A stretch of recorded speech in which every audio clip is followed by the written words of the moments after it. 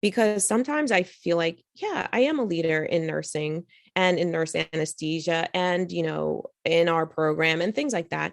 And other times I'm like, really, I'm just another person.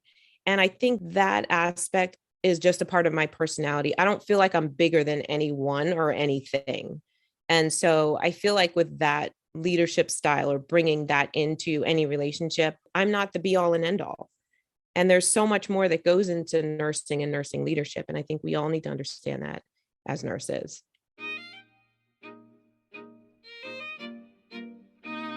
Hello, everyone. I'm Angela Rosa DiDonato. And I'm Marian Leary. And you're listening to Amplify Nursing, a Penn Nursing podcast supported by the Panola Fund for Innovation in Nursing. Amplify Nursing features nurses who are leading the way in science, policy, and innovation. Our guests defy stereotypes, define practice, and disrupt convention. We highlight the breadth and depth of nursing influence on society by amplifying nurses who are pushing boundaries and breaking down barriers to build a new paradigm.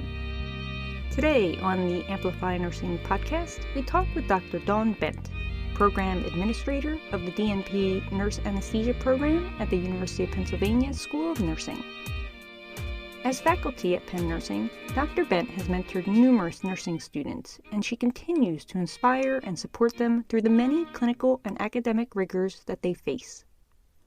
Dr. Bent talks with us about the significance mentorship plays in nursing education, the parallels between athletics and leadership, and the importance of promoting diversity among nurse anesthesia faculty. Dawn, good morning. Good morning. Thank you so much for coming to speak with us today. Of course. Yeah, it's such a treat. My pleasure. So much fun. Yeah. So we're really excited to have you, and I'm excited to talk to you about all the things. Full disclosure, Dawn and I talk all the time because we are the leadership team with the nurse anesthesia program at the University of Pennsylvania.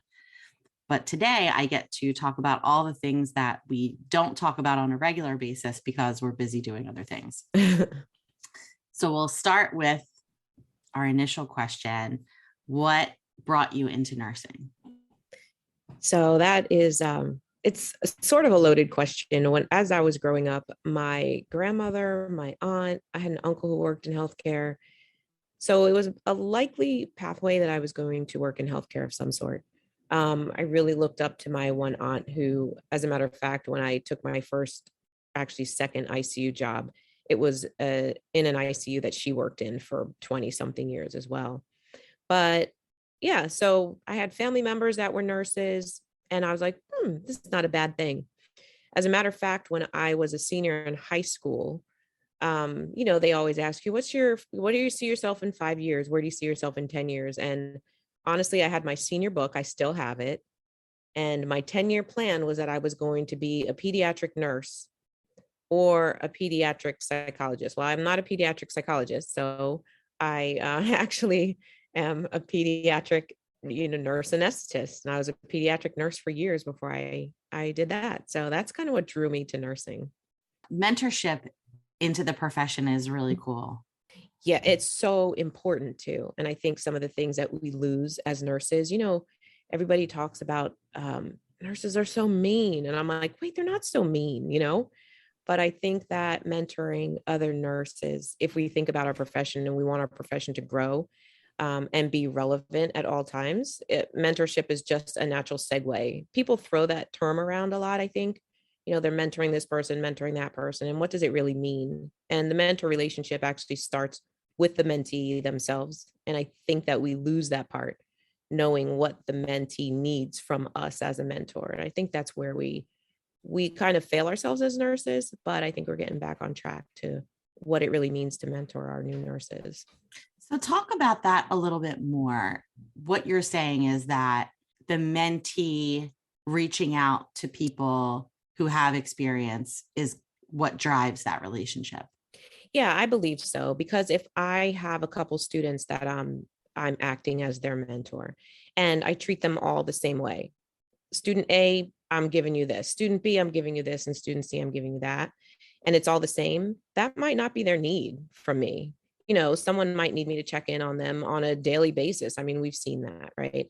And others are like, back off. Sometimes I just want to reach out to you if I'm having an issue. And that's fine as well. But we as the mentor need to be able to step back and look at the needs. It's like doing a needs analysis, on a person. What Mhm. do they need from me? And that's how that mentee mentor relationship, in my opinion, grows.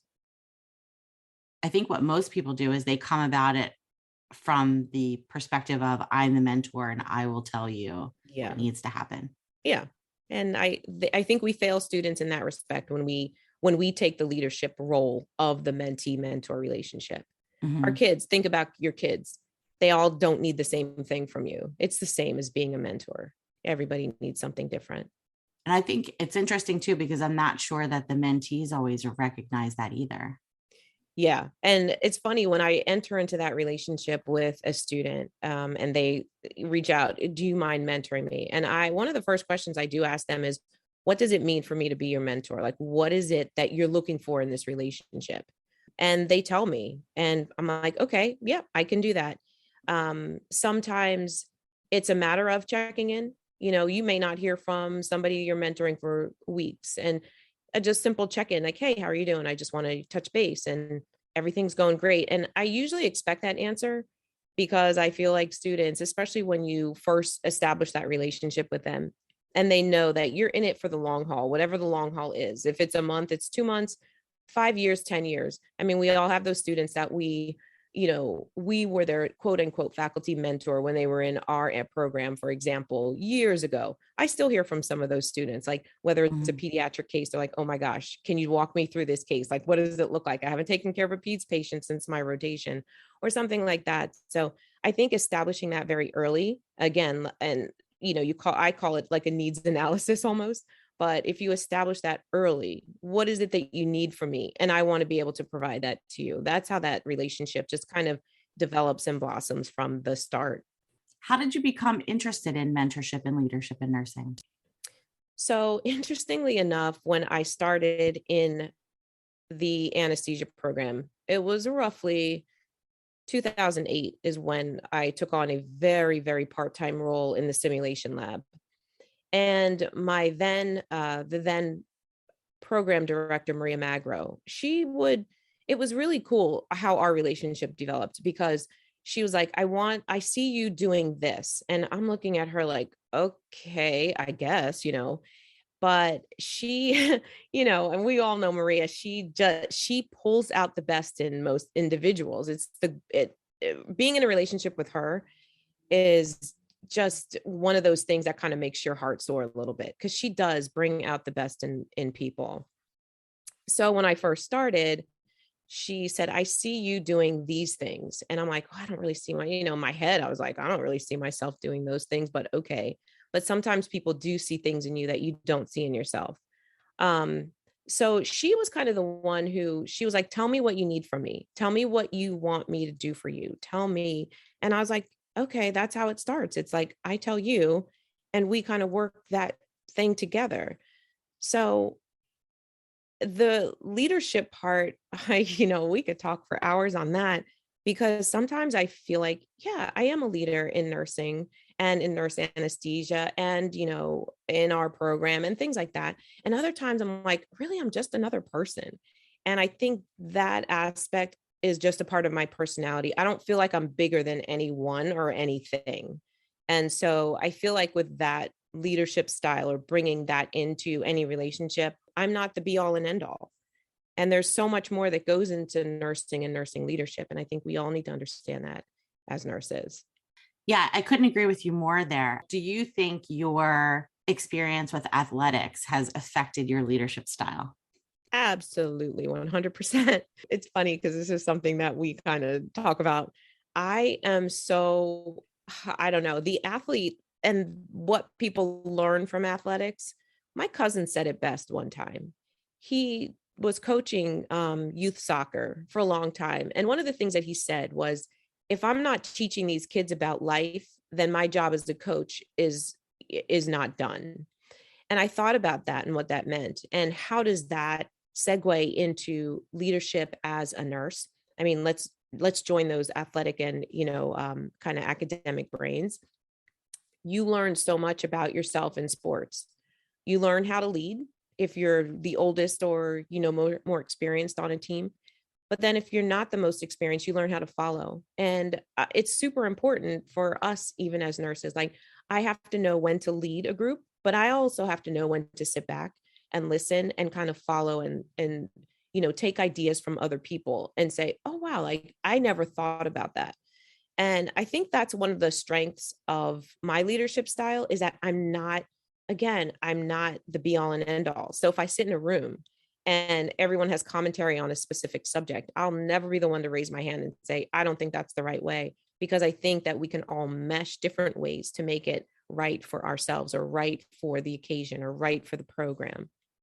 So that's kind of how I feel about that. But sports and any kind of leadership opportunity, they all go hand in hand. And again, if we're not teaching our students, about leadership through sports, then I just feel like we are kind of leading them in the wrong direction. I know when we are looking at applicants, the athletes always stand out.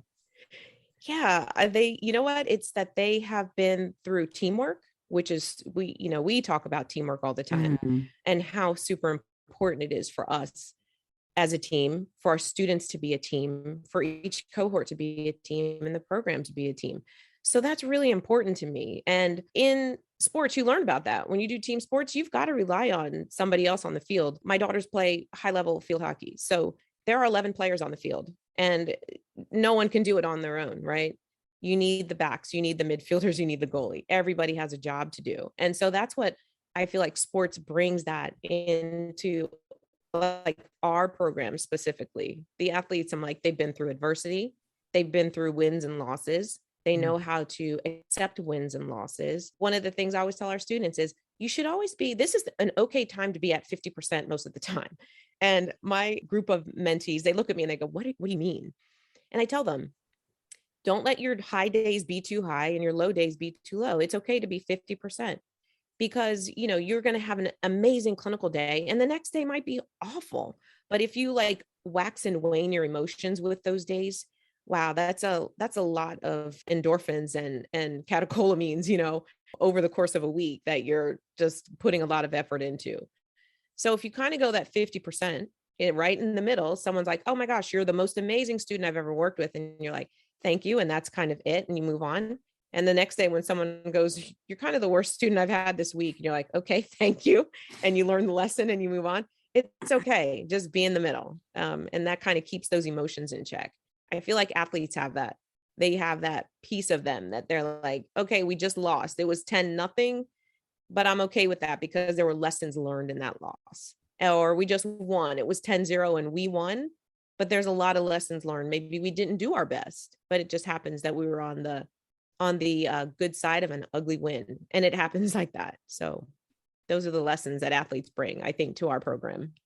I think especially the graduate students really struggle with that waxing and waning, because we're taking these students that are exceptional in their careers. They tend to be leaders on their units, and then we're bringing them all the way down to a place of, where they're at the bottom of the totem pole, and it can be a difficult fall for a lot of them.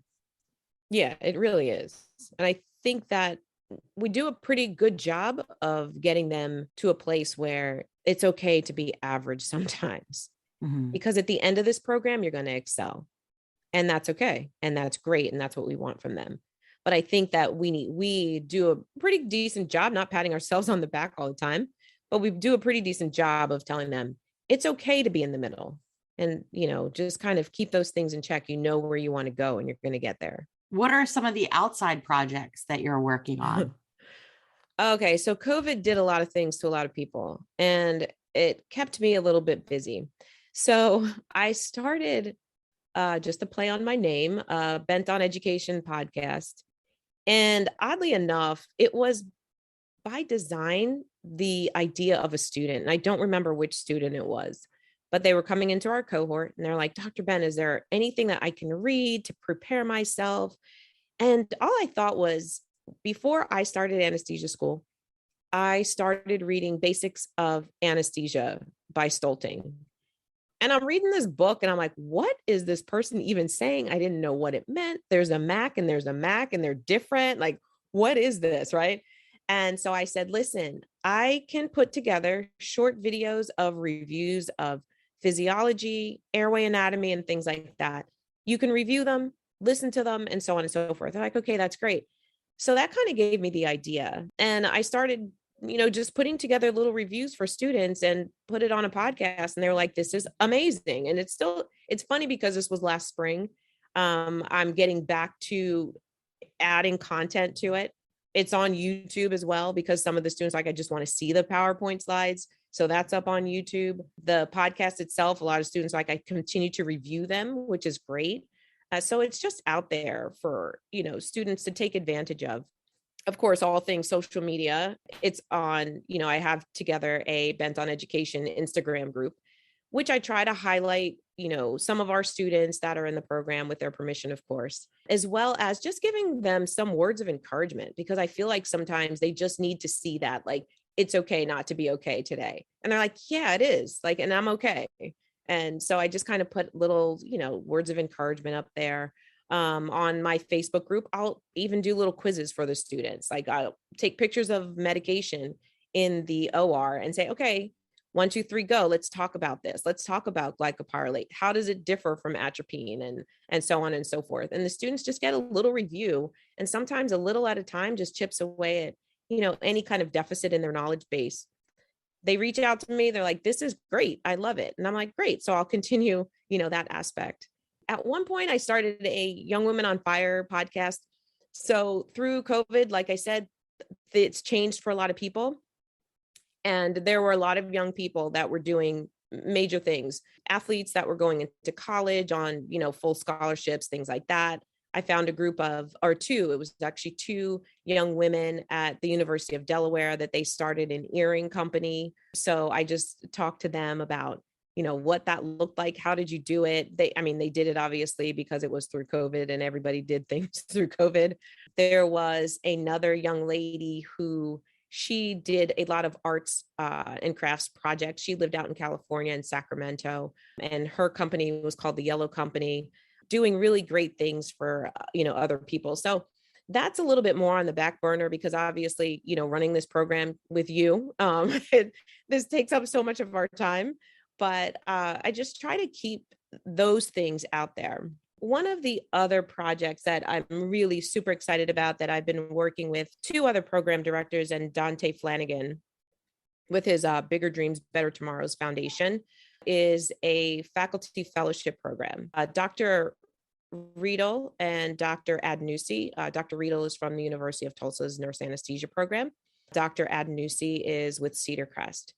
And this is actually a brainchild of Dr. Riedel. So it was pretty interesting because she is a white woman, middle-aged, about my age, in Midwestern part of the country. And she saw that there was a big discrepancy in the number of diverse faculty that were teaching in nurse anesthesia programs, right? So she contacted Dr. Flanagan, Dante Flanagan, and they got together, got their brains together and said, hey, we can do this thing. We'll teach people how to teach, because one of the barriers in coming into teaching is that you don't know how to deliver that content. What does it look like?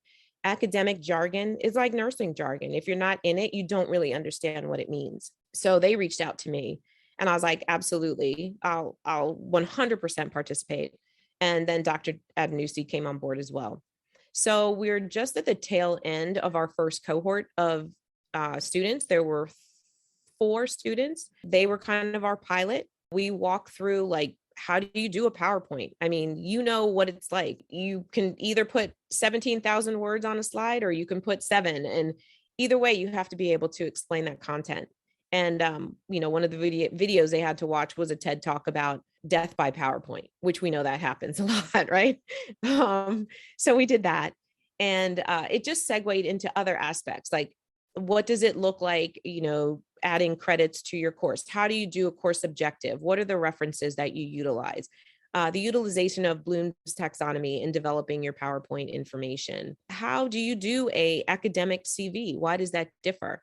And one of the things that I found even is that in academia, you're almost your own cheerleader, which is a little strange for me. Like, I don't like to put myself out there like that, but you have to become your own cheerleader for, building your academic CV and what that looks like. So this program, we just concluded, again, the first cohort, which was great. We had a really interesting session last week, which was a faculty panel that included many diverse faculty members from across the country. The assistant program director from Emory, for example, the program director from Case Western, and so on and so forth. And other people joined in. And, we're hoping that anytime you have an idea like this, I feel like you don't just keep it to yourself. It's one of those things that there's so much real estate to cover in bringing diverse faculty into nurse anesthesia and nursing, really. I mean, if we just think broadly, but, diverse faculty, they have to learn how to teach, because a lot of times they're just not afforded the opportunities to just come in and kind of give it a try, right?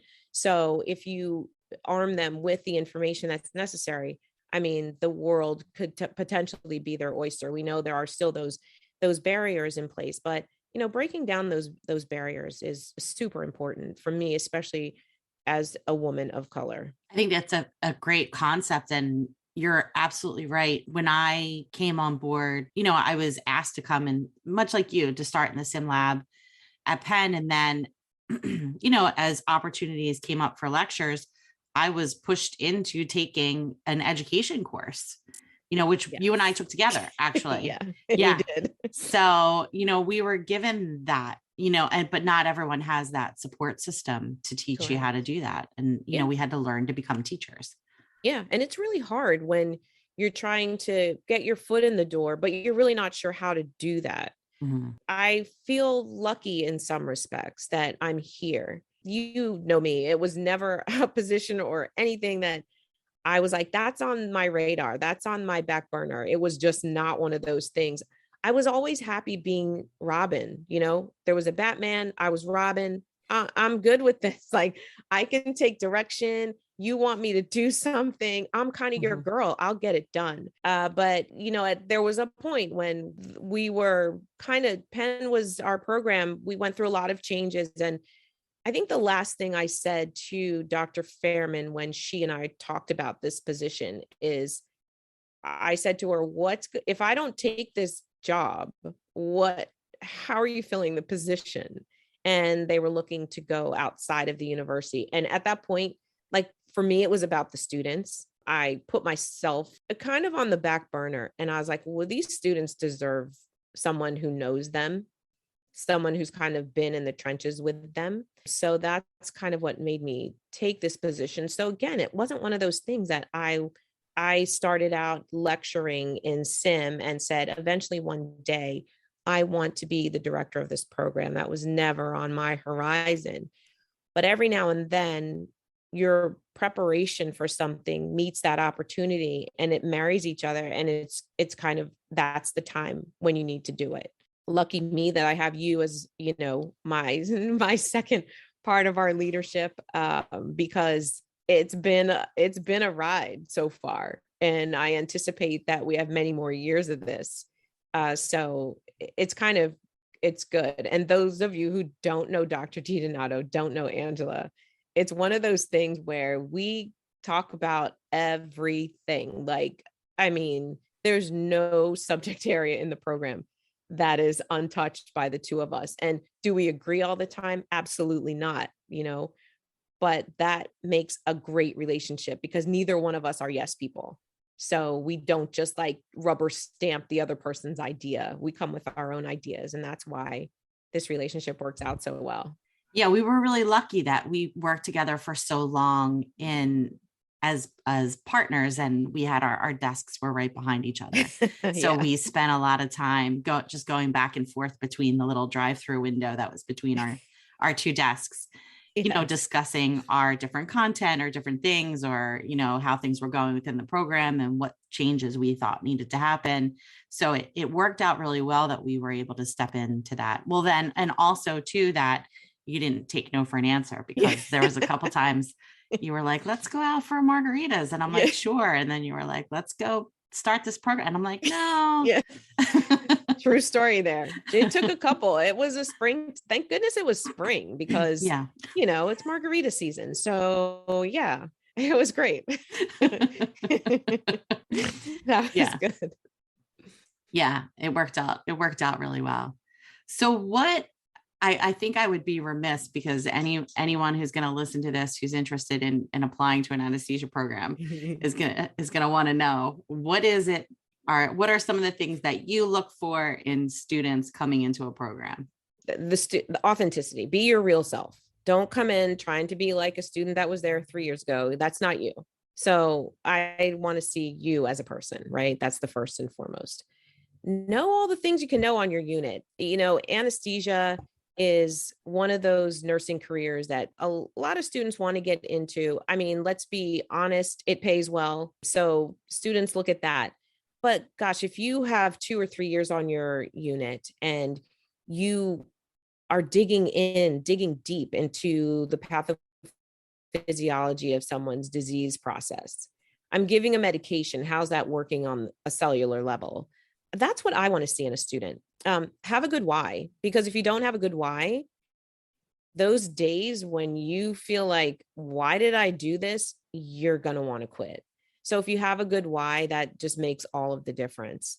Other things I look for in a student, you've got to be gritty, because you can go in the OR and take a lot of things personal. And I try to tell the students, listen, don't take it personal, take it as a student. You're learning. It's not about you, Dawn, or you, Angela. It's about, this is where you should be, this is where you're not, and this is how we're going to get you there. So it's difficult though, because like you said earlier, our students come from a place where they're kind of at the peak of their career most times. They've done all the things, they've precepted, they've done committees, they've run committees, and now they're back kind of at the bottom of the totem pole. So it's a tough road, but definitely worth it. Nursing and anesthesia specifically, it does afford you a lot of things. Yeah, it's definitely been a great career for me. Yeah, I agree. Yeah. Me too. I think that's one of the other things too that makes our program, there's a little bit of uniqueness to it, is the fact that we both still practice and we both still really love it. Yeah. And not to say that there aren't other people who do as well, but I think that shows that I know that you and I are both really excited to talk to people about anesthesia in a super nerdy way. It's the best. It's totally the best. It's really funny when I see, like, specifically our students. I'm still at St. Christopher's Hospital, maybe twice a month or something like that. And I see our students in the OR and they're like, oh my gosh, she's here. Like that's their wide-eyed, like, wait, why is she here? Yeah. And at the end of a clinical day, it's funny because they're like, wait, she does practice exactly like she teaches us that she practices. Because I tell the students that by the time you get to your specialty rotations, I said, I'm going to you're going to do what you normally do. And a couple of our students that I worked with, they actually were like, okay, so I'm going to give this. And I'm like, then they're like, do you want me to give that? And I'm like, do you want to give that? And they're like, yeah. And I'm like, then go ahead and give that. I am merely a resource at this point. I'm not the person who's going to tell you what to do. So the little birdies have to fly at some point, right? Yeah, they do. Yeah, they certainly do. Yeah. And I think too, and I'm sure that you have the same experience too. It's always it's always strange to me when I come in and then everyone gets nervous. And I'm like, why is everyone so nervous? And then I forget. It's basically because I'm their boss. Yeah. I know. In my head, I think like, I'm probably the nicest person you'll ever work with, Mm-hmm. And they're like, no, but it all works out well. I think they go back and tell their friends, like, it's not so bad. Like, you're going to be okay. I hope so. I know. I hope so. Well, it was absolutely lovely having this opportunity to talk about you and all the things that you're doing. Is there anything else that we didn't touch on that you want anyone to know? Not that I can think of. I mean, man, we can go on for hours, but no, I think we've touched on all the basic things. It has been my pleasure being here. And I'm super excited that, you started this podcast. It's been one of the highlights of my listening, my podcast listening. So thank you. Thank you. I really appreciate that. We have a really great time doing it. Hello, Marion. Hello, Angela. How's it going? It's amazing. How are you on this rainy Wednesday? I am great because I just listened to your interview with Dawn and I absolutely loved it. For one, I had no idea all the cool stuff she was doing. But for two, I think it is really interesting the parallels between athletics and leadership. I don't know if you know this about me, but I used to play women's professional football. And, back in my prime, not any time recent. But No. it's really true. The skills and the life skills you learn from athletics that we should and could be using in our professional lives. Yeah, I completely agree. And it's definitely something that we've seen in our students, bringing them on board. It was always a little bit of a joke. Dawn's like, oh, I love the athletes, blah, blah, but then they do really well. And I think that's why there's this skill set and this mentality of you're not in it alone. You know what I mean? That you can't do it alone, that you need other people to do it. And I think it makes for a really rich experience for them all. So it's really, really cool. Yeah. And Dawn mentioned it, you learn when to lead and when to follow. And that's really important in sports, but also in nursing, in healthcare, and in life, right? So, this parallel of sports and leadership, I think is really interesting. Yeah. Yeah. It's super interesting. Yeah. Dawn is she's such a cool person. And when I did the interview, it was great when I did it. And then when I listened after, I was like, oh my God, we didn't talk about this. We didn't talk about that. We didn't talk about this. Like that is such a small sliver of how cool Dawn is.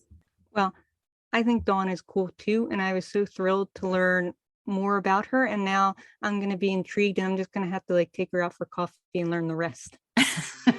If she'll let me. Totally. It's the best way to do it. She's always up for it. Amplify Nursing is hosted by Dr. Angela Rosa DiDonato and Marion Leary and produced by the University of Pennsylvania School of Nursing, with special thanks to Jonathan Zhu for his assistance. Music for the podcast was created by Harper Leary. The podcast is made possible by the Krista and Rich Pinola Fund for Innovation in Nursing. Follow us on Twitter at Penn Nursing. Until next time, keep pushing over, under, around, and through. We want to thank you for listening to the Amplify Nursing podcast and remind you to subscribe to the podcast on iTunes, Google Play, Spotify, iHeartRadio, or wherever you enjoy your podcast listening. And if you can do us a solid, please rate and review us as well. It will go a long way in amplifying our episodes.